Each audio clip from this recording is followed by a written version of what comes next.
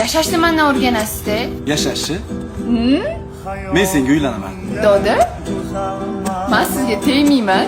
Nega? Siz to'g'ri kelmaysiz chunki menga. Nimam to'g'ri kelmaydi?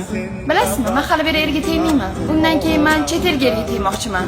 Chet elliklarga. Nimaga qizlar chet elliklarga erga tegishga qiziqadi? Chunki ularda qaynona qaynota bo'lmaydi. Qaynonani xizmatini qilish kerak degan narsa bo'lmaydi.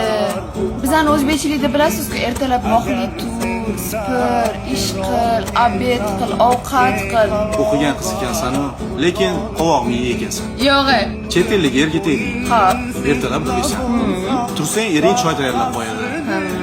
Farzandlaring tug'ildi ham deylik. Xo'p. Yillar o'tdi, seni ham yoshing katta bo'lib qoldi. U farzandlaring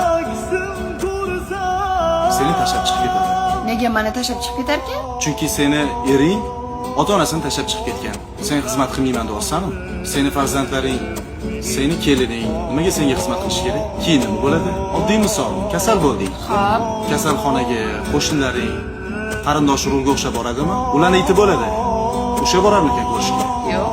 O'zbeklardagi mehr-oqibat hech qayerda yo'q. Men siz cholsiz deyman-ku. Rostdan ham cholsiz-da. Fikrlashingiz ham cholladi. Bo'pti. Ko'p gapirma ovqat yeydi. Senga ko'p narsani o'rgatishim kerak ekan. Birinchi ovqat yeyishdan boshlaymiz. Tez-tez katta-katta yeyish kerak. Chiroyli, kam-kam yeyish kerak.